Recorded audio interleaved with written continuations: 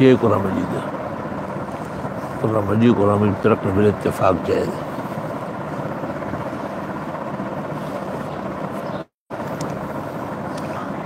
اعوذ باللہ من الشیطان الرجیم.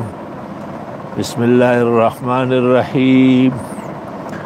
الحمد للہ رب العالمین الرحمن الرحیم مالک یوم الدین. ایاک نعبد و ایاک نستعین.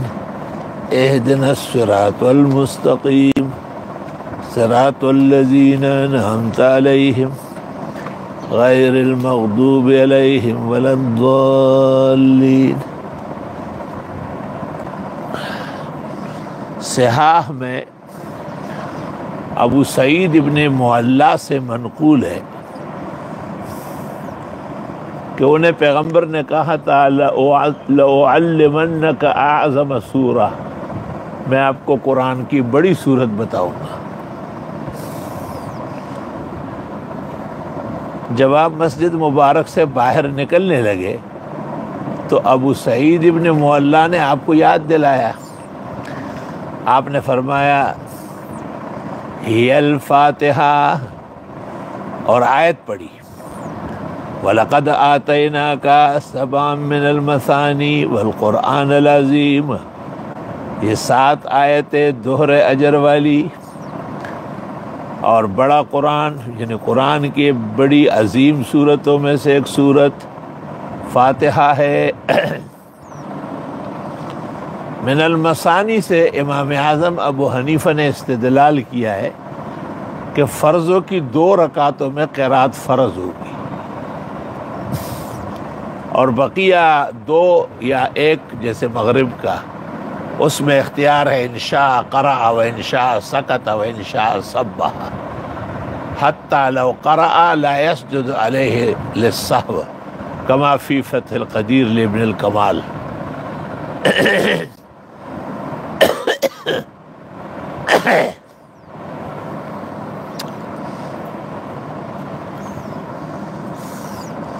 علامہ آلوسی رحمۃ اللہ علیہ کہتے ہیں کہ میں نے جب قرآن مجید کی تفسیر مکمل کی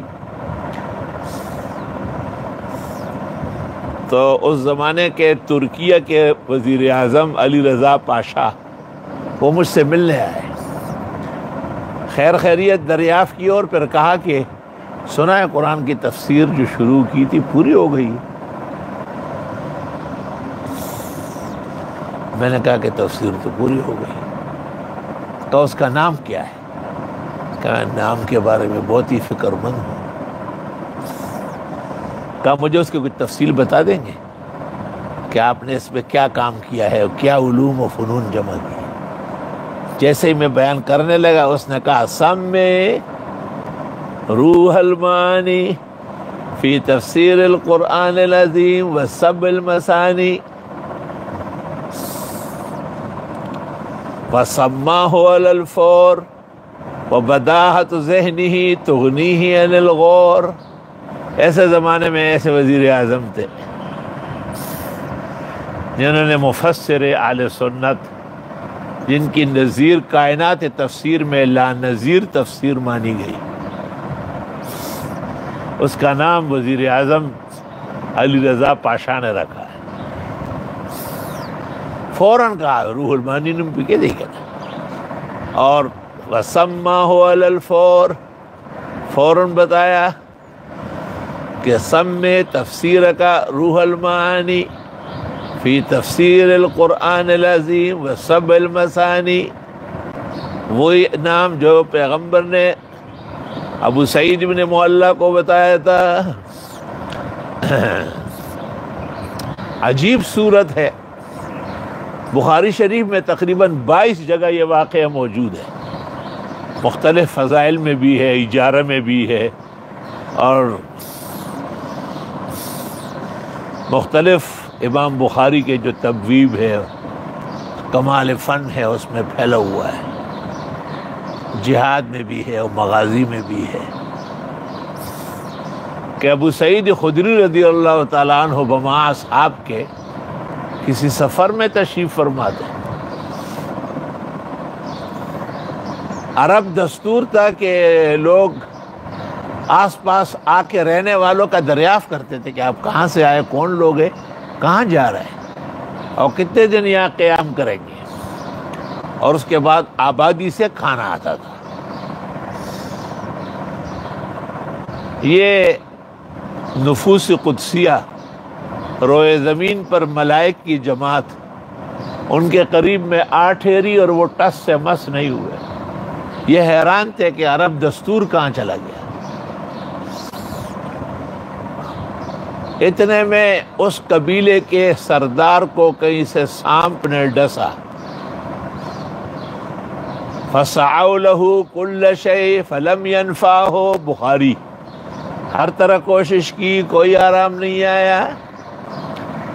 ان کو کہا گیا کہ یہ سفید پوش آ کے یہاں ٹھہرے ہوئے نبی آخر زمان کے لوگ ہیں، ان سے تو پتہ کرو، شاید کوئی کام کا آدمی۔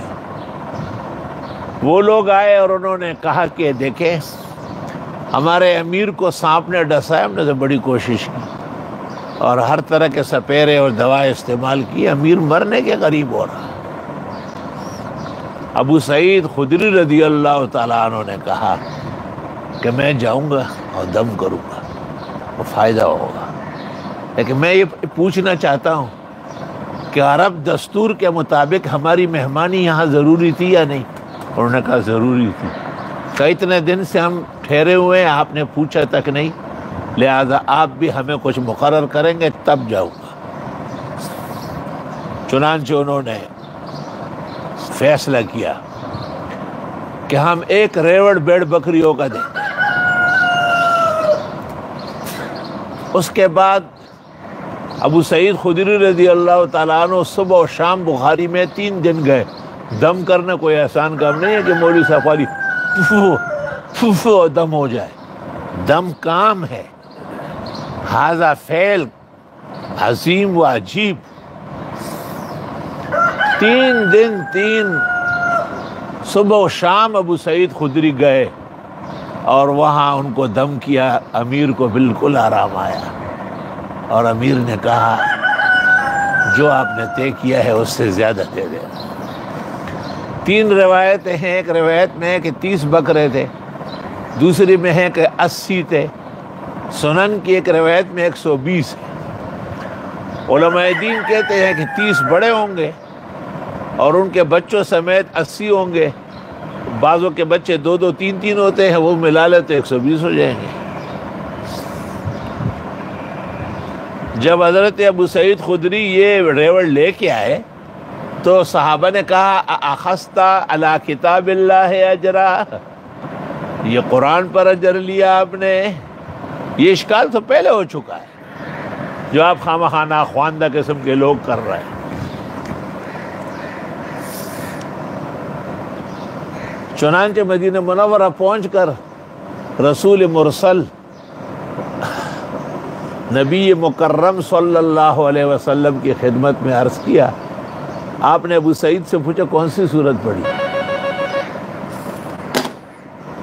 تو فرمایا گیا کہ فاتحہ،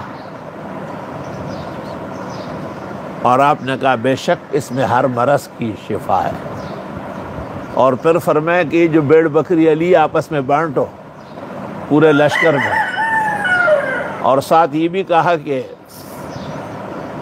میرا حصہ بھی مقرر کرو۔ اس روایت کو صحاح کی تمام کتابوں نے نقل کیا ہے۔ اس کے بعد کسی فقیہ یا مجتہد کا یہ استدلال کہ طاعات پر اجارہ ناجائز ہے محل نظر ہے، اور پھر یہ استدلال کرنا کہ قرآن پڑھنے والا خواہ قرآن خوانی کرے یا قرآن پڑھنے والا تراویح میں پڑھے، اس کو کچھ اکرام اور اعزاز کی نیت سے دینا ناجائز ہوگا۔ اس عاجز اور فقیر کو یہ تمام استدلالات علی خلاف ما عہد عن رسول اللہ صلی اللہ علیہ وسلم معلوم ہو رہی ہے، اس لیے اس قسم کی تمام فتاویٰ کبار کے ہیں یا صغار کے، اس عاجز کے نزدیک رد ہے وہ، کیونکہ ان میں سے کوئی بھی پیغمبر کے ساتھ نبوت میں شریک نہیں ہے۔ آپ نے وہم تک ظاہر نہیں کیا یہ استدلال کرنا کہ امور دنیا پر جائز ہے، حضرت بنوری نے کہا والعلت تقتضی ان تعم، یہ استدلال کرنا کہ امور دنیا کے لیے تو خیر ہے لیکن امور آخرت ایصال ثواب کے لیے منع ہے۔ شان ورشاہ کہتے اکف لسانی عنہ، میں اپنی زبان کبھی بھی ایسی نہیں چلاؤں گا، یعنی یہ بھی غلط استدلال ہے۔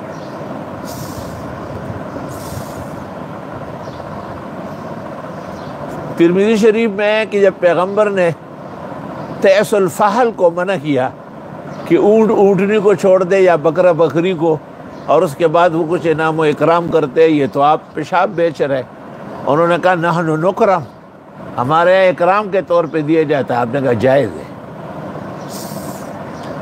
تو پیغمبر نے جب اس کے اصل معانی اور اصل ماحول سمجھ لیا تو فتویٰ بدل دیا، یہ فتوے نہیں بدلتے ہیں، اور ہر سال میرا اور ان کا جو ہے نا گتما گتمی ہوتی ہے۔ میں ان کے لیے تکڑا ہوں اللہ کے فضل سے۔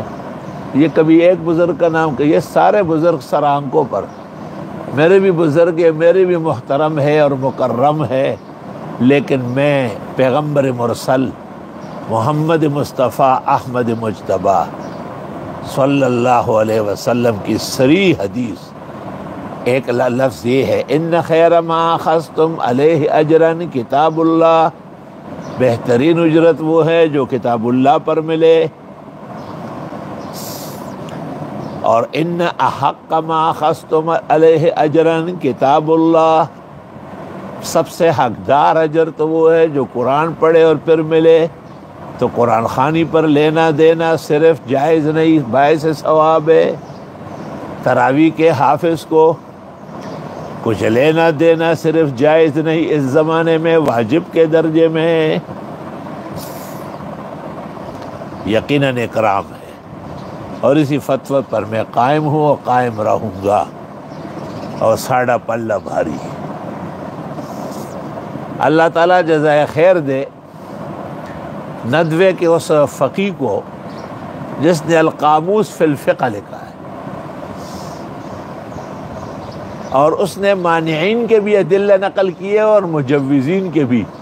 اخیر میں لکھا مانعین کے ادلہ کمزور، کچے، پھیکے پھیکے، اور مجوزین کے ادلہ صحیح، درست اور زوردار ہیں۔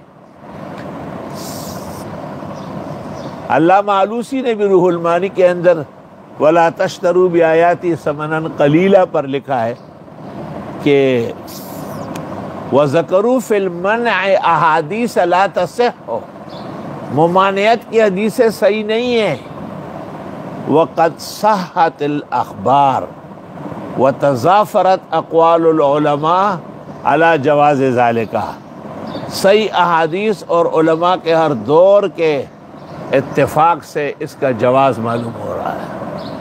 کائنات اسی پر آباد ہے الحمدللہ۔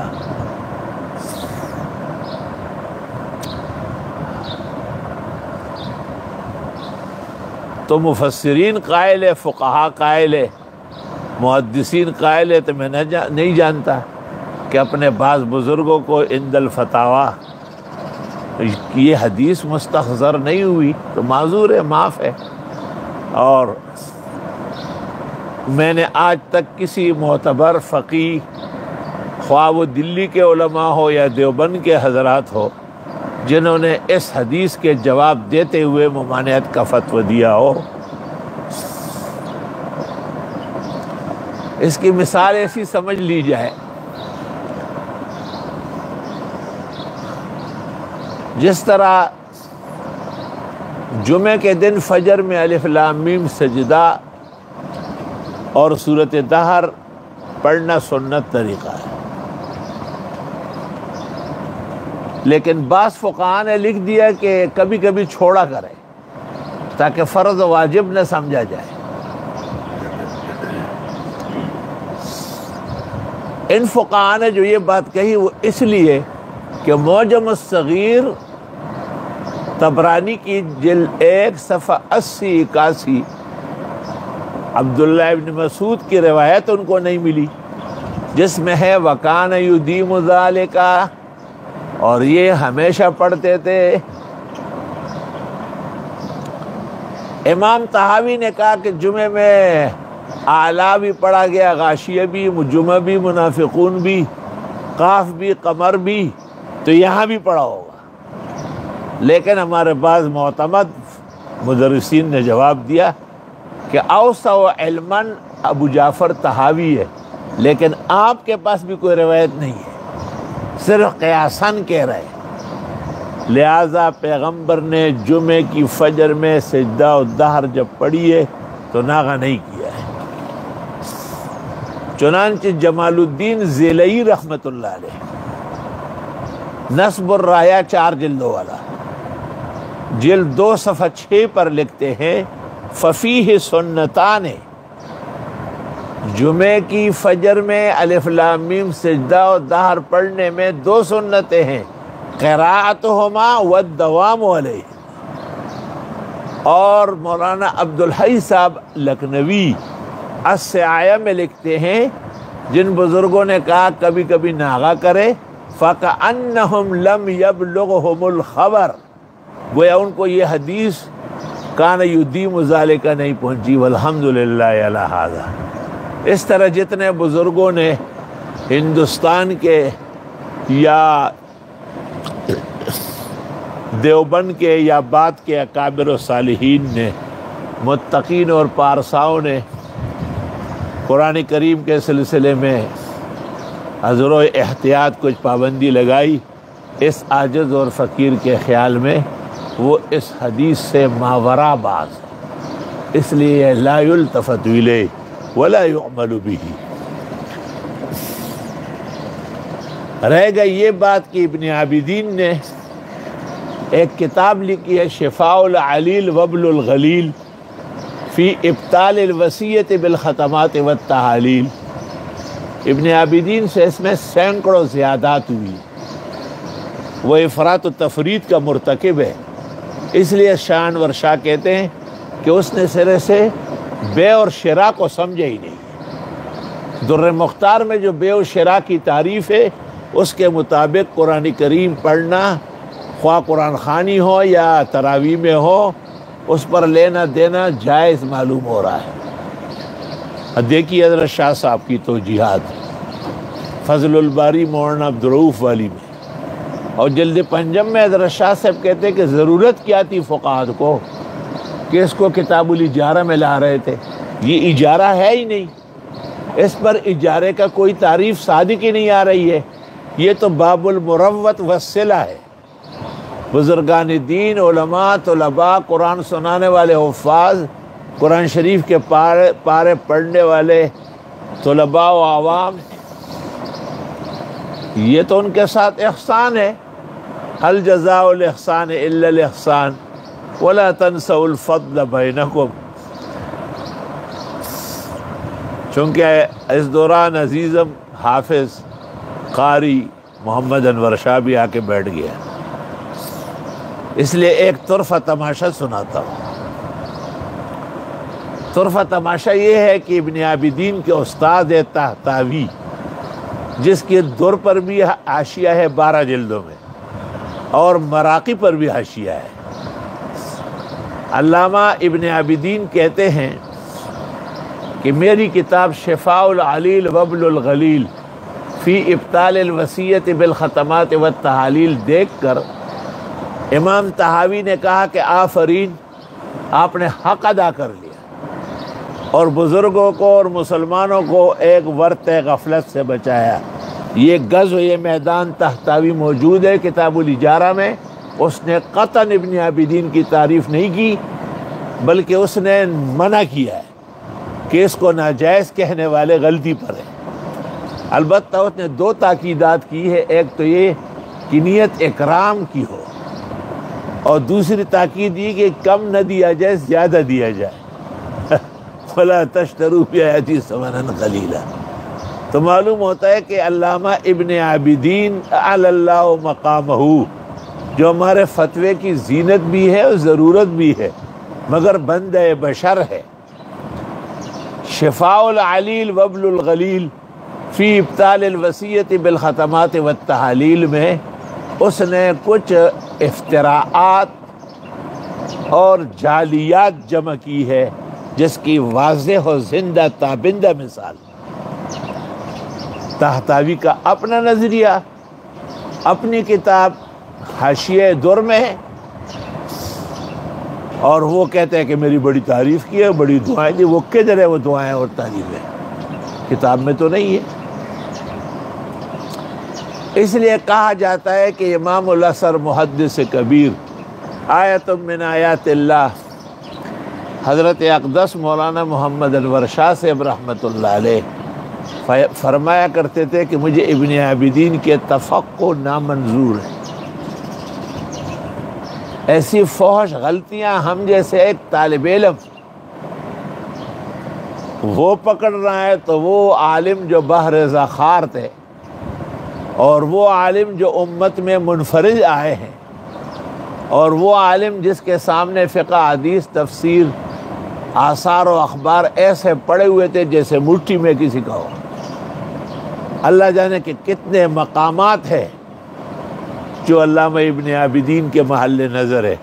اگر اللہ تعالیٰ نے توفیق دی، ورنہ محمد انور شاہ تیار ہو جائے اور اس پر کتاب لکھے، شفاء العلیل وبل الغلیل فی اثبات الوصیت بالختمات والتعالیل۔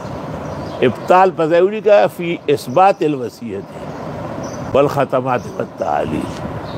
اور ابن عابدین نے یہ مسئلہ کہ طاعات پر اجارہ ناجائز ہے، حنفی کتب سے نہیں، معتزلہ سے لیا ہے، خوارج سے لیا ہے۔ کیونکہ معتزلہ اور خوارج دونوں کے ہاں ایک کا عمل دوسرے کو مفید نہیں ہے، ہمارے نزدیک ایک کا عمل دوسرے کو مفید ہے۔ اس واسطے علامہ ابن عابدین نور اللہ مرقدہ سے اس مسئلے کی تحقیق میں یا اس کے ترسیل میں کچھ فروغ گزاشتے ہوئی ہے۔ عفا اللہ عن سیئاتہم و زلاتہم وکذا عن سیئاتنا و زلاتنا والمعصوم من عصمہ اللہ۔ یاد رہے کہ حضرت اقدس امام الاثر مولانا انور شاہ کی طرف اس وقت 4 شروح منسوب ہیں۔ ایک فیض الباری جو مولانا بدر عالم اور مولانا عبد القدیر اور مولانا عزیز الرحمن نے حضرت بنوری کی نگرانی میں جمع کی، اس میں بھی جواز ہے۔ دوسری شرح مولانا عبد الرؤوف ہزاروی نے جمع کی 4-5 جلدوں میں، 5ویں جلد بھی ہے اس کی۔ اس میں بھی حضرت شاہ صاحب کہتے ہیں کہ فقہا کو یہ مسئلہ اجارے میں نہیں نقل کرنا، یہ اجارہ ہے ہی نہیں، یہ مروت الصلہ کے باب میں ہونا چاہیے۔ تیسری شرح حضرت شاہ صاحب کی طرف منسوب الصیح الجاری ہے فی جنات البخاری، مولانا عبد الحلیم صاحب سردار پوری کی، اس میں بھی جواز ہے۔ چوتھی شرح حضرت کے فرزند نسبتی و شاگرد خاص مولانا احمد رضا صاحب بجنوری نے جو انوار الباری جمع کی، اس میں بھی جواز واضح اور صریح نقل ہے۔ میں سمجھتا ہوں کہ اس مسئلے پر میں نے جو میرے ذمہ تھا اس سے تحقیق کر لی، اور مسلمان بخوشی طلباء سے پارے پڑھوائے اور انہوں اعلیٰ ترین قسم کا شربت، پستے، بادام کا، حفظہ کا پلائے، اور ان کا کھانا بکرے اور مرغے کا قورمہ کھلائے، بروس کھلائے، اور ان کو ایک ایک جوڑا یا تان دے، 5-5 10 ہزار روپے ہر ایک کو دے، اور حافظ قرآن جو تراویح میں سنائے اس کو ایک طرف بٹھائے، دوسری طرف اس کے ساتھ نوٹ ڈالے اور قاری محی الدین کو اس میں تولے۔ لیکن قاری محی الدین سارا گھر لے جاتا ہے۔ میں کہتا ہوں اجعلوا لی فیہ سہما زمائے سمراڑی کنا، ہاں ویلی چی دلالا وی نوڑی دی عبداللہ وی ملیان سر جنگنا مناظرے مناقشے دکھوما۔ او فیضان مزید کا شکر الحمدللہ، اللہ ان کو ہمیشہ عیش و عشرت، عزت دین و دنیا نصیب فرمائے۔ سورۃ الفاتحہ، ہم نے گزارش کی تھی کہ کسی سورت پر کلام کرنے کے لیے ہمیں 5 امور سے گزرنا پڑے گا۔ اول دعوی سورت، جس کو غرض اصلی اور مقصد اثنا اور موضوع بھی کہتے ہیں، اور دوسرا خلاصہ، تیسرا میزان دلائل، اور چوتھا ربط، اور 5واں امتیاز۔ تو سورۃ فاتحہ کا دعویٰ ہے ایاک نعبد و ایاک نستعین، ما سبقت تمہید ہے، ما بعد تکملہ ہے، اگرچہ 2 دعوے اور بھی ہیں۔ اور سورت کے اندر ادلہ نقلیہ ہے، صراط الذین انعمت علیہم، اور سورت کا خلاصہ وہ ہے اثبات الالوہیہ جل وعلا، اور اس کے 10 ارکان ہیں: علم الذات، علم الافعال، علم الصفات، علم المعاد، علم التعبد، علم الاستعانت، دعا، جہاد، فقہ، اور ذکر المخالفین۔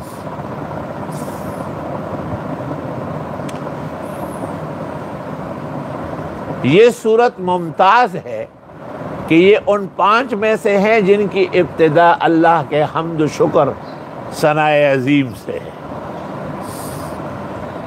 اور یہ صورت ممتاز ہے کہ اس میں تعبد اور استعانت یکجا ذکر ہوا ہے، اور یہ صورت ممتاز ہے کہ اس میں اللہ نے خود دعا مانگنے کا طریقہ بتایا ہے، اہدنا الصراط المستقیم۔ علامہ آلوسی نے روح المعانی میں اس جگہ ایک شعر لکھا ہے: لو لم ترد نیل ما نرجو ونطلبه من فیض جودک ما علمتنا الطلبا، کہ اگر آپ نہ چاہتے ہمیں صراط مستقیم دینا تو ہمیں اتنی بہترین دعا تعلیم نہ کرتے۔ لو لم ترد نیل ما نرجو ونطلبه من فیض جودک ما علمتنا الطلبا، اہدنا الصراط المستقیم۔ یہ صورت ممتاز ہے کہ اس میں تعین مسلک اور تسدید مشرب ہے، وہ مذہب اہل سنہ والجماعہ۔ اہل السنہ والجماعہ صحابہ، تابعین، اتباع الی یوم القیامہ مسلمانوں کا نام ہے۔ اس کے علاوہ کوئی سیاسی نام تو ہو سکتا ہے، جیسے جمعیت العلماء اسلام، مجلس تحفظ ختم نبوت، مجلس حقوق اہل سنت یا خدام الدین، لیکن مذہبی نام نہیں ہو سکتا۔ تو میں پوچھتا ہوں بعض موحدین سے کہ اشاعت التوحید یا جماعت اشاعت کس معنی میں ہے؟ یہ سیاسی جماعت ہے یا مذہبی جماعت؟ محل نظر۔ ونحن نحترم الشیخ مولانا غلام اللہ خان لأنه كان عالما كبيرا ومفسرا نهريرا وخطيبا عظيما ومناظرا جميلا، وهكذا نحترم شیخ مولانا محمد طاہر الفنفیری لأن له مطالعة سيالة وملكة موهوبة في التفسير والتأويل كما تظهر عن بيانه الشافي وكتبه القيمة، وسنأتي عليه إذا جاء الأوان بالأدلة والبراهين إن شاء الله تعالى۔ ومع هذا ففي تعبيراتهم وتحقيقاتهم وتنقيداتهم وردودهم على الخصم بعض الفتور والخلل، والمعصوم من عصمه الله۔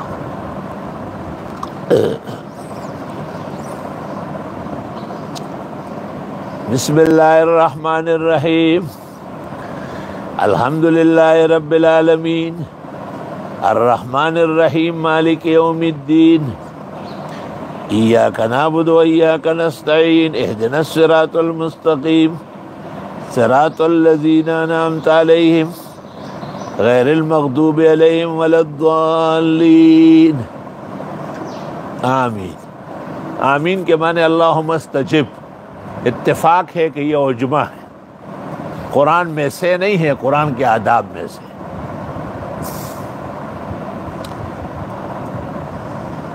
اور یہ سورت دعا بھی ہے اور تساؤل بھی ہے، اور یہ سورت 47 کے قریب اسامی مبارکہ رکھتی ہے، اور ہر اسم ضخامت مسمى کے اوپر دلالت ہے۔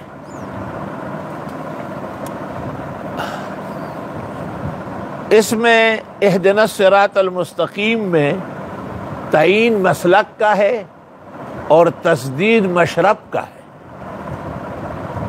تو مسلک و اہل السنہ والجماع، عام طور پر بزرگان دین علماء حدیث اور تفسیر اس کو نکالتے ہیں ما انا علیہ و اصحابی سے، کہ ما انا علیہ ہی السنہ و اصحابی ہی الجماع۔ لیکن امام المتکلمین امام محمد ابن عبد الکریم شیرستانی نور اللہ مرقدہ نے اپنی کتاب الملل والنحل میں ایک حدیث ایسی نقل کی ہے جس میں صحابہ نے پوچھا کہ ان کا نام کیا ہے، آپ نے کہا اہل السنہ والجماع۔ شاہ انور شاہ، جن کو اللہ تعالیٰ نے علم حدیث کا ایک عالمی و آفاقی علم دیا ہے، وَقَلَّ بَلْ نَدُرَ نَظِيرُهُ فِي سَعَةِ الْاطِّلَاعِ فِي الْأَحَادِيثِ وَالْأَسَانِيدِ وَالْآثَارِ فِي الْعَالَمِ۔ وہ کہتے ہیں محمد بن عبد الکریم الشیرستانی ثبت فی النقل، اگرچہ نقل کئی نو صحیح نقل کئی، گویا حضرت شاہ صاحب نے بھی اس کی تائید فرمائی، فجزاهم اللہ عنا وعن هذا الدین احسن الجزاء۔ باقی اہل سنت والجماعت پر بے شمار کتابیں آ چکی ہے۔ شیخ و مرشد محقق الاسر مولانا سرفراز خان کی کتاب طائفہ منصورہ حقیقت میں اہل سنت والجماعت ہی کا انسائکلوپیڈیا ہے، اور شیخ کی کتاب رائے سنت یعنی المنہاج الواضح، یہ بھی اہل سنت کا ایک بہت بڑا خزانہ ہے۔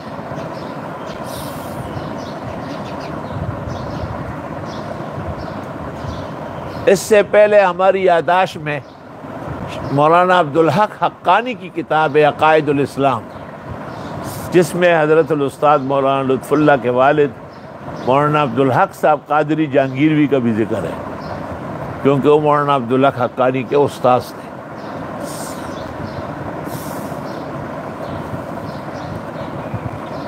باقی اگر کوئی یہ چاہے کہ پورے عالم اور پورے جہان میں ایک کتاب دیکھے تو یہ عاجز اور فقیر مجبور ہے اس کے بتانے میں کہ وہ شیخ الاسلام ابن تیمیہ کی کتاب ہے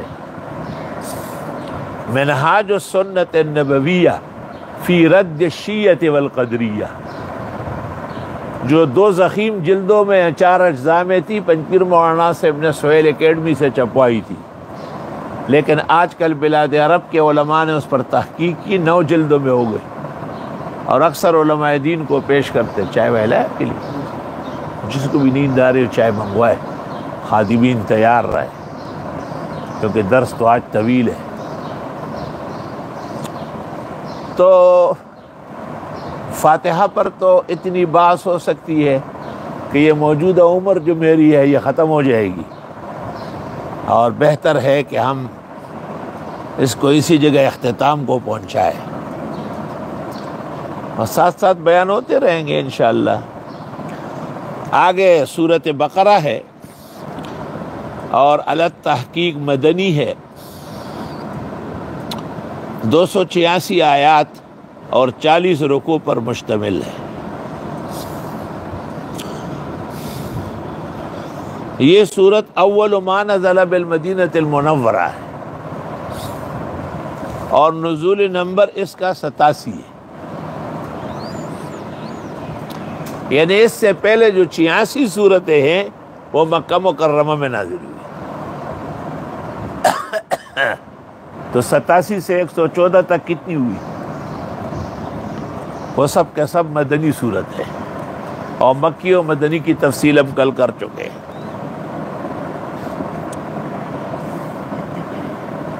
چونکہ سورہ فاتحہ اول ما نزلت بمکہ کاملتاً، پوری سورت جو مکہ میں آئی 5ویں نمبر پہ وہ فاتحہ ہے، اور کہتے ہیں کہ اول ما نزلت کاملہ بالمدینہ المنورہ ہی البقرہ فہذا ربط بینہما وہذا تناسب بین السورتین وَلِأَجْلِ هَذَا اجتمعتا فی المصحف وَنَقُولُ لِهَذَا ترتیب الفرش علی حسب العرش۔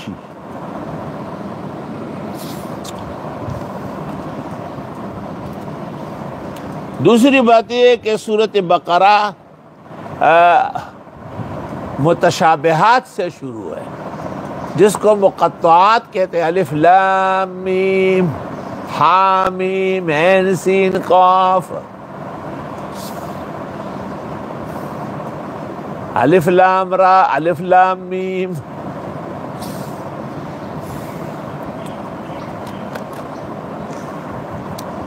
جن کے بارے میں سلف صالحین کہتے تھے اللہ اعلم بمرادہا، ذرا جو علم رکھتے ہیں یا علم چاہتے ہیں تھوڑا سا غور کریں، درس کو ایسا عوامی نہ بنائے جو جنگ اخبار بنے اور آپ بس سطحی الفاظ، اس طرح تو قرآن کا اعجاز ظاہر نہیں ہوگا۔ فاتحہ کے اندر لفظ اللہ آیا ہے، اور کہتے ہیں کہ لفظ اللہ بکن ہی نامعلوم ہے، اس لیے افعال رب العالمین و صفات الرحمن الرحیم اور اقتدار مالک یوم الدین اور شان تعبد استعانت سے پہچانے جائے گی۔ تو سورۃ بقرہ میں الف لام میم یہ حروف مقطعات ہیں، ایک ایک کر کے پڑھیں گے، الف لام میم حا میم عین سین قاف کاف ہا یا عین صاد یاسین۔ پنجاب میں پس گیا،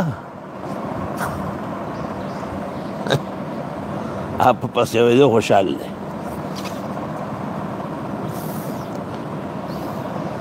یہ حروف مقطعات ان کے بارے میں سلف سے منقول ہے کہ اس کے معانی اور مطالب نہ سمجھنا بہتر ہے۔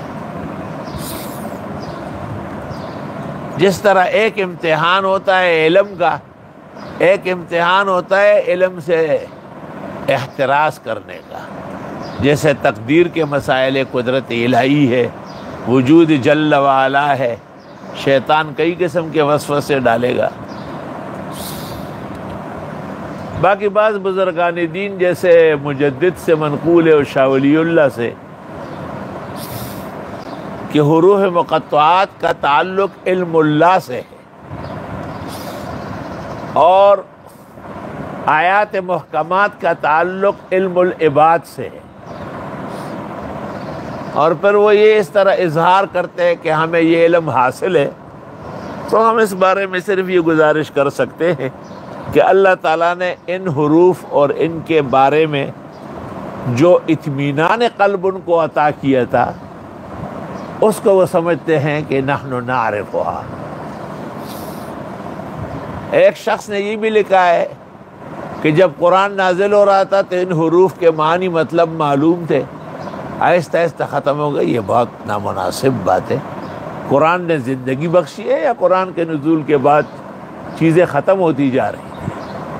یہ بات بہت ہی بری کہی ہے تفہیم القرآن والے نے.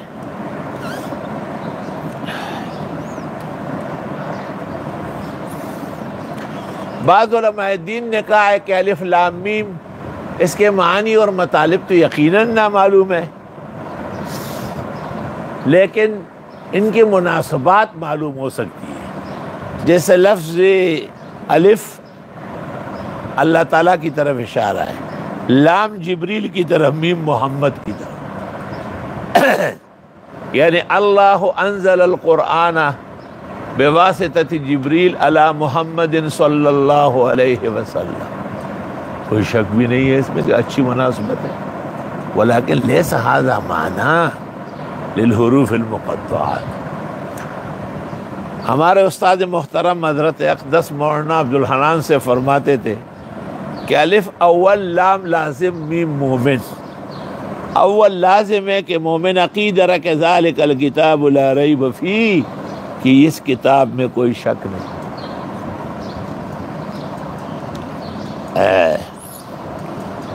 اور بزرگوں نے بھی بہت باتیں کہی ہے.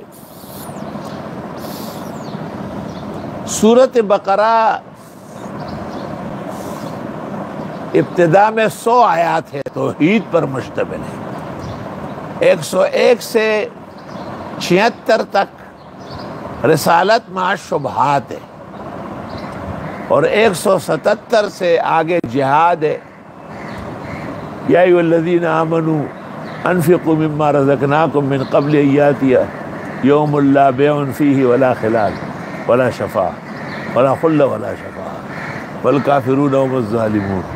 اور اس سے آگے پھر آداب تنظیم ہے. یہ ایک آسان تقسیم ہے. چونکہ سورۃ فاتحہ میں کہا تھا کہ الحمدللہ رب العالمین، اللہ کا تعالیٰ کے لیے حمد ہے کیونکہ وہ کائنات کا پالنہار ہے، پالنے والا ہے. تو پالنے والے سے ذہن جاتا ہے کھانے پینے علاج معالجے.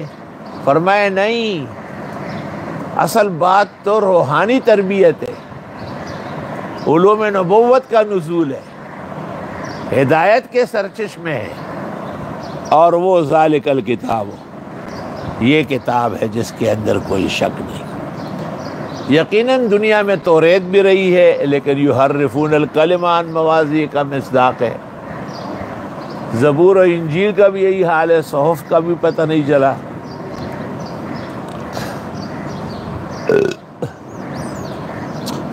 تفسیر بیضاوی نے اس جگہ جو کچھ کہا ہے اس کو اکٹھے کر کے آپ کو یہ پتہ چلے گا کہ ناصر الدین بیضاوی کہنا چاہتے ہیں کہ اگر کوئی کتاب دنیا میں ہے تو وہ یہ کتاب ہے جو ہر طرح شک شبے سے بالاتا رہے. اصل میں شک ہوتا ہے 2 طریقے سے. ایک متکلم کو، جیسے میں کلام کر رہا ہوں، مجھے اپنی بات پر پورا اعتماد نہیں ہے، تو یہ ہو گیا متکلم کی طرف سے شک. تو اللہ تعالیٰ نے فرمایا ہے لا ریب فیہ من رب العالمین، اللہ تعالیٰ کی طرف سے کوئی شک نہیں ہے. دوسرا شک مخاطب کو ہے.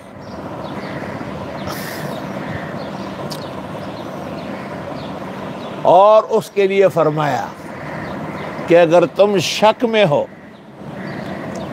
اس کتاب کے بارے میں جسے ہم نے نازل کیا، وَإِن كُنتُمْ فِي رَيْبٍ مِّمَّا نَزَّلْنَا عَلَىٰ عَبْدِنَا فَأْتُوا بِسُورَةٍ مِّن مِّثْلِهِ، تو چلو تم بھی عرب ہو، فصحا ہو، بلغا ہو، کملا ہو اور بہت کچھ ہو، لے آؤ نا ایک چھوٹی سی صورت. تمہیں نبی کو 13 سال تنگ کر کے نکالنا آسان ہے؟ تمہیں بدر کے میدان میں اپنے سرداروں کو کٹوانا آسان ہے؟ تمہیں احد میں پپشے کو نہ تختے دل آسان دی پیٹ پھیر کر، اور تمہیں خندق میں ذلیل و خوار ہو کے واپس ہونا آسان ہے؟ تمہیں حدیبیہ میں مجبور ہو کے صلح کرنا آسان ہے؟ تمہیں 8 ہجری میں فتح مکہ کے دن کیا حشر نشر تمہارا ہوا، اگر ان کے لیے یہ ممکن ہوتا کہ کوئی آیت بنا سکتے تو یہ تو بڑا آسان چیلنج ہے۔ بعد میں کچھ عیسائیوں نے، کچھ یہودیوں نے کوئی عربی ٹری پری فری بنائی ہیں، وہ کچھ بھی نہیں۔ مسیلمہ کذاب نے جب نبوت کا دعویٰ کیا اور اس کو کہا گیا کہ کوئی صورت تو بناؤ، تو اس نے صورت فیل کے طرز پر بنائی۔ الفیل ملفیل وما ادراک ملفیل لہو ذنب وبیل وخرطوم طویل، حالانکہ یہ فضول بات ہے بالکل۔ نہ رب کا تعارف، ادھر دیکھو الم تر کیف فعل ربک باصحاب الفیل، نہ خدا کا ذکر نہ رسول کا ذکر۔ اور مجھے خود تو دیکھنے کا اتفاق نہیں ہوا، بعض مناظرین اہل حق سے سنا ہے کہ مرزا غلام احمد قادیانی نے بھی سورہ قدر کے طرز پر بنائی، انا انزلناہ فی القادیان وما ادراک ما القادیان مملو من الخیرات والحسان۔ قادیان میں اترا ہے اور خوبصورت لڑکیوں سے بھرا ہوا ہے۔ انہیں زنا کا، گندے آدمی کا کلام بھی گندہ ہی ہوتا ہے۔ بہرحال اس وقت سے لے کے آج تک 14 قرون اور 1400 سال اعدل الادلہ ہے اور اشہد الشواہد ہے کہ قرآن کریم کی کسی آیت اور کسی سورت کا کوئی مقابلہ نہیں کیا گیا ہے، اور جو کیا گیا ہے خوار ذلیل ہوئے۔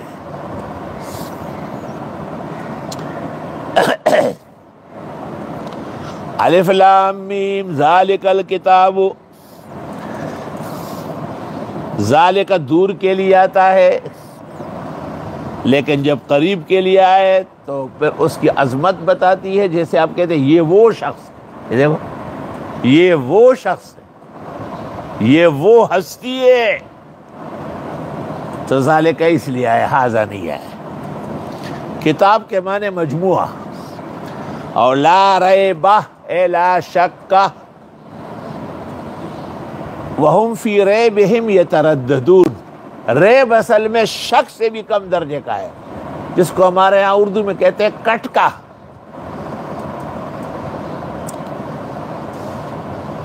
پشتو میں کہتے ہیں خلش یا خارخ۔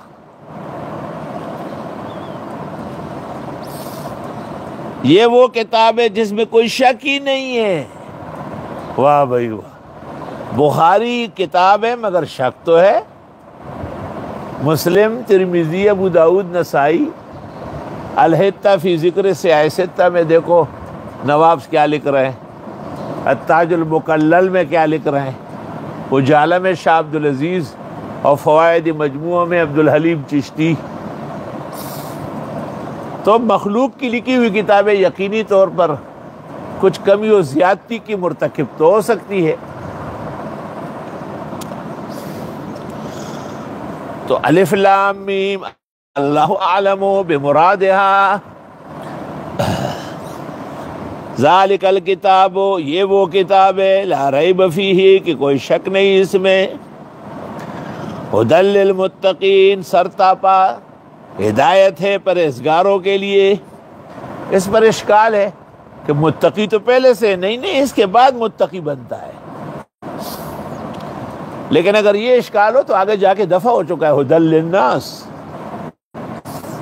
اس کی مثال ایسی ہے کہ ہمارا یہ درس جو سن رہے دو طبقے ہیں، ایک علماء و طلباء کا ہے، وہ فوراً سمجھ لیتے ہیں، علمی مصطلحات ان کے لیے۔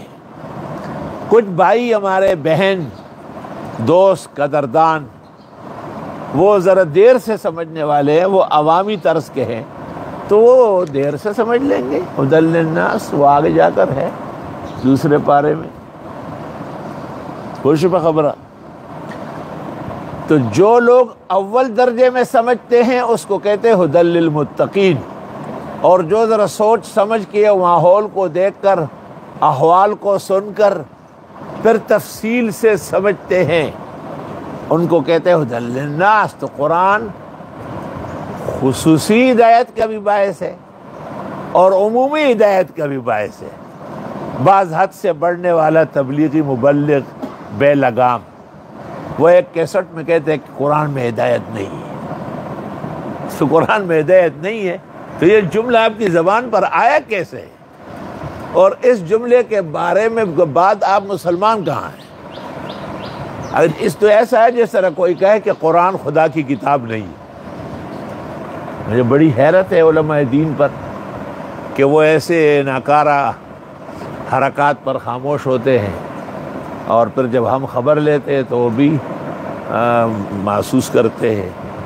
ہم تو اس طرح اس بیان میں موجودہ دور میں ہم نام نہیں لیں گے، کام تس نس کریں گے، وہ ہمارا حق ہے۔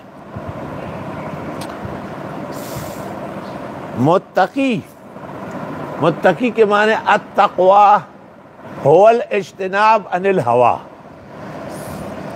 امام راغب کہتے ہیں امتثال الاوامر و اجتناب النواہی، جو کہا گیا ہے وہ کرو، جو منع کیا گیا باز آ جاؤ۔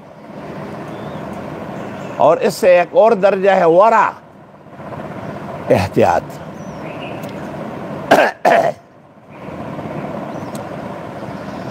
الذین یؤمنون بالغیب، یہ وہ لوگ ہیں جو ایمان رکھتے ہیں بن دیکھے، اللہ کو نہیں دیکھا، قیامت کو نہیں دیکھا، قبر کی عذاب و راحت کو نہیں دیکھا، میدان حشر و نشر کی تفصیل نہیں دیکھی، صراط جسر پولیس صراط نہیں دیکھا، لیکن سب پر ایمان ہے۔ یؤمنون، ایمان دو طرح ہے، ایک مجمل ہے هو التصدیق بجمیع ما جاء به رسول اللہ صلی اللہ علیہ وسلم، یعنی اجمالا فی الامور الاجمالیہ و تفصیلا فی الامور التفصیلیہ۔ جیسے محکمات پر تفصیلی ایمان ہے اور متشابہات پر اجمالی ایمان ہے۔ کل من عند ربنا، یہ سب کچھ اللہ کی طرف سے برحق ہے۔ وما یذکر الا اولو الالباب، اس کو عالم لوگ سمجھتے ہیں۔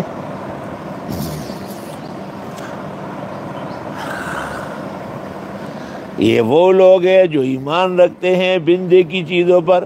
بھئی جب عذاب سامنے آیا، فرعون نے فلم حتی اذا ادرکہ الغرق، جب فرعون سمجھ گیا کہ ڈوب رہا ہوں، قال آمنت انہ لا الہ الا الذی آمنت به بنو اسرائیل وانا من المسلمین، ادھر شیطان تھا، ڈوب رہا ہے لیکن موسیٰ علیہ السلام و ہارون کا نام نہیں لے رہا۔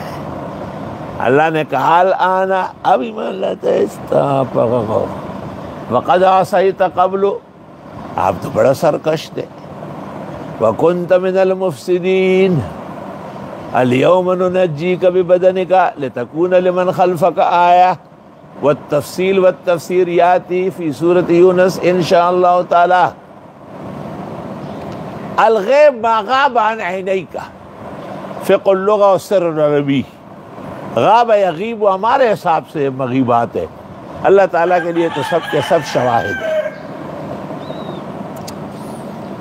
اچھا، بعض ہمارے بھائی، ہمارے دوست، ہمارے قدردان ہمارے مرغوں کی آوازیں سن کے وہ کچھ گرانی محسوس کرتے ہیں، ان کی خدمت میں ایک حدیث پیش کرتا ہوں، ترمذی شریف اور بخاری دونوں میں ہے کہ یہ مرغہ جب اذان دیتا ہے تو اس نے فرشتے کو دیکھا ہوتا ہے، اللہ تعالی سے آپ عافیت اور خیر سگالی مانگے، تو معلوم ہوا کہ مرغوں کی اذانوں پر نبی خوش ہوتے تھے، تو امت کو خوش ہونا چاہیے، ورنہ کسی دن ہم ان کا بھی شوربہ و یخنی بنا ہی لیں گے۔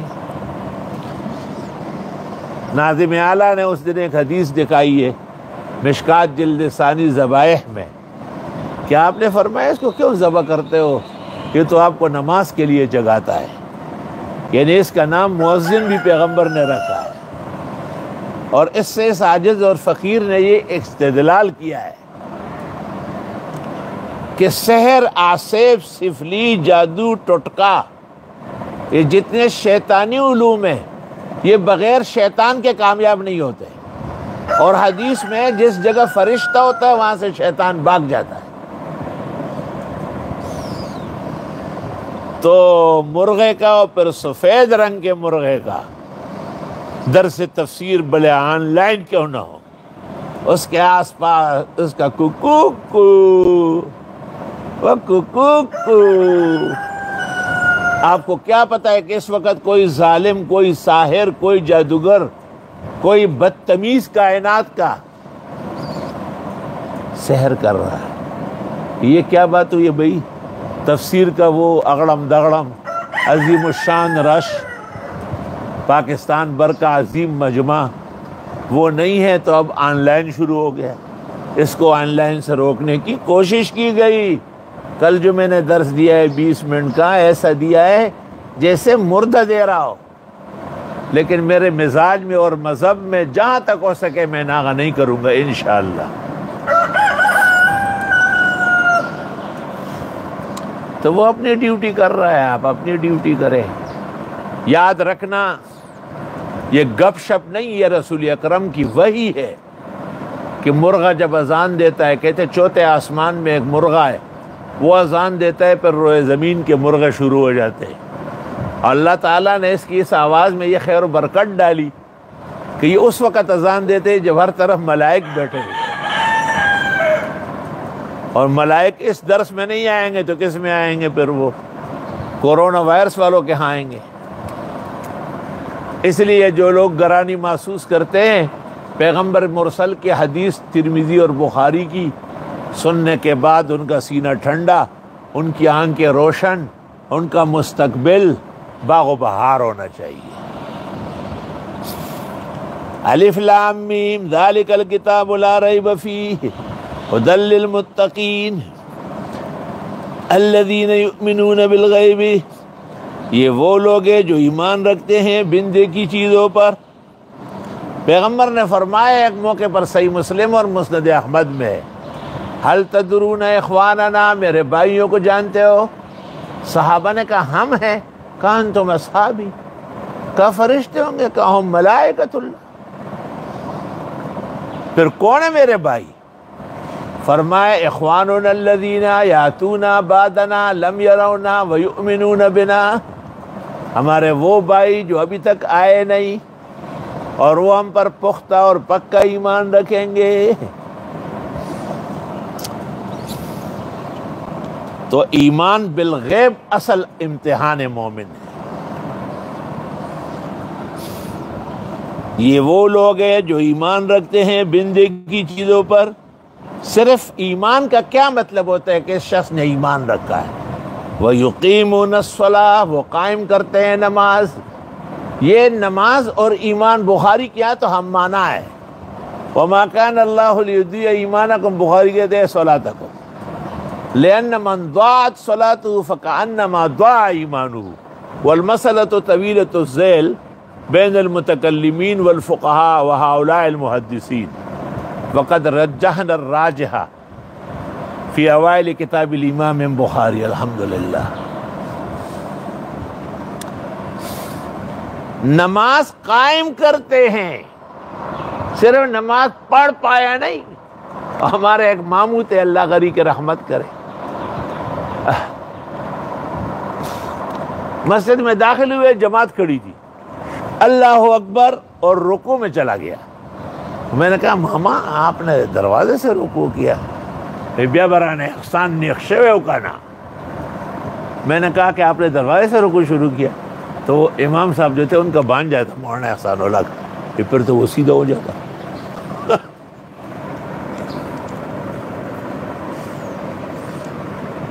بہت عجیب و غریب تھے۔ وہاں دیہاتوں میں ذرا فجر کی نماز سویرے ہوتی، تو نماز ہو چکی تھی، ہم آئے، ماما نے کہا خریہ مولانا صاحب جمع برا کے کا نام ہے، بالکل وضو خانے میں ہم کھڑے ہو، بہت لوگ آئے۔ جب سلام پھیرا تو ماما نے ایسا دیکھا اور ایسا دیکھا۔ وہ نمازیان خو زمانگا لگا پا احسان زیاد تھی، ہمارے نمازی تو احسان مولانا سے زیادہ ہے، وہ لٹول ٹیمپریری ہیں، ٹیمپریری کے معنی دیر سے آنے والے۔ وی زمونږ نمازیان خو په احسان زیات دي، خدای دې چې ټول ټمپرری دي، الله دې وبخي، خدای دې جنتونه ورکي. ډېر عجایب علوم ورسره. الذین یؤمنون بالغیب ویقیمون الصلاۃ، اور قائم کرتے ہیں نماز. بھئی نماز کی جگہ بنتی ہے مسجد، نماز کے لیے امام مؤذن مقرر ہوتے، نماز کے لیے لوگ اکٹھے ہوتے. جو بغیر عذر کے نہ آئے، بخاری میں ان کے گھروں کو جلا دوں گا، ان کو گھروں میں پڑے، گھروں میں پڑے. تو نماز کے تمام آداب اور مستحسنات اور سنن اور رواتب اور متعلقات سب جب یکجا ہو جائے تو اس کو کہتے ہیں اقام الصلاۃ، اس نے نماز قائم کی. وَمِمَّا رَزَقْنَاهُمْ يُنْفِقُونَ، اور ان چیزوں میں سے جو ہم نے ان کو دی ہے خرچ کرتے ہیں. علماء نے اس سے آسانی کے لیے زکوٰۃ بھی نکالی ہے، دیگر واجبات بھی نکالی ہے. مولوی نعیم الدین مراد آبادی چونکہ احمد رضا خان کا شاگرد ہے، اس نے تفسیر خزائن میں جو احمد رضا خان کے کنز الایمان پر حاشیہ ہے لکھا ہے کہ تیجا اور چیلم اور برسی اور یہ اور وہ بھی سب شامل ہو گئے کہ ينفقون ہے. وہ بہت جلدی تھی، ابھی قرآن شروع ہو اور ابھی تیجا اور چیلم اور برسی. سوال یہ ہے مراد آبادی صاحب، آپ سے پہلے بھی مفسر ہوئے یا نہیں؟ آپ دکھا دیں گے کہ کسی تفسیر میں لکھا ہو؟ بلکہ فتاوی بزازیہ میں لکھا ہے کہ یہ جو مردے کے پیچھے تیجا 10واں 20واں 40واں سالواں یعنی سالینہ برسی ہوتی ہے، کلھا بدعۃ و مستحدثہ. یاد رکھیے کہ جلال الدین خوارزمی صاحب بزازیہ دیوبند اور دلی سے 400 سال پہلے ہوئے، تو اکابر افتاء اور اکابر فقہ نے تو اس پر ناراضگی ظاہر فرمائی. آپ اس کو قرآن کا مصداق بنا رہے ہیں. حفظت شیئا وغابت عنک اشیاء، اور ہم نے جو کچھ ان کو دیا ہے خرچ کرتے ہیں. بھئی عمر بھی خرچ ہو رہی، 19 سال کا تھا جب کراچی آ رہا تھا، کئی داڑھی تھی کئی نہیں تھی. آج جب شیشے کے سامنے آتا ہوں دوڑنا شروع کرتا ہوں، یہ کون ہے بھئی؟ 66 سال بے وفا عمر ہو گئی، خدا کا شکر ہے ممبر و محراب میں قرآن و سنت پہ گزر گئی. آہا، جوانی خرچ ہو گئی، صلاحیت ساری کی ساری الحمدللہ بہترین جگہ صرف ہو گئی. خرچ کرنا مال کا بڑا مشکل کام ہے، اس لیے سورۃ حدید میں ہے رزقنا مما رزقناکم، ہم نے دیا ہے خرچ کرو نا. ایک پھر کہا وجعلکم مستخلفین فی، تم کو چند دن کے لیے مالک بنایا ہے. پھر کہا ومن یقرض اللہ قرضا حسنا، قرض دے دو. اخیر میں کہا نہیں دے رہے ہو، اب بھی نہیں دے رہے ہو، وَلِلَّهِ مِيرَاثُ السَّمَاوَاتِ وَالْأَرْضِ، مر جاؤ گے سارا رہ جائے گا. اللہ تعالیٰ کا لاکھ لاکھ کرم، احسان، شکر، مہربانی ہے. وَالَّذِينَ يُؤْمِنُونَ بِمَا أُنزِلَ إِلَيْكَ، اور وہ لوگ جو ایمان رکھتے ہیں اس پر جو اتارا گیا آپ کو، وَمَا أُنزِلَ مِن قَبْلِكَ، اور جو اتارا گیا آپ سے پہلے. دیکھو بات سنو، آپ سے پہلے اتارا گیا توریت، زبور، انجیل اور صحف، ٹھیک ہے، اور آپ کو اتارا گیا اس کو بھی عموم رکھا ہے. علماء نے کہا ہے قرآن کی طرح حدیث بھی منزل من اللہ ہے، لیکن وہ کلام بالواسطہ ہے اور قرآن کلام راست ہے. Direct narration and direct narration.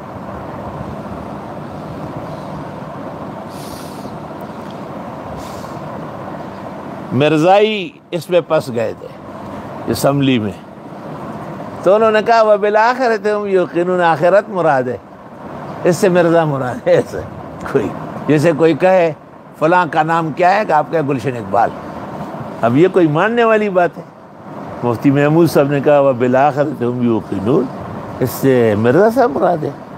اس لیے کہ قیامت میں دجال آئے گا، وہ مراد ہو سکتا ہے۔ وبهذا القدر نکتفی اليوم وللہ الحمد اولا وآخرا۔ انشاءاللہ امید ہے کہ آگے چل کر کے ہم 2 گھنٹے تک پہنچیں گے۔ وصلی اللہ تعالی علی خیر خلقہ محمد وآلہ وصحبہ اجمعین۔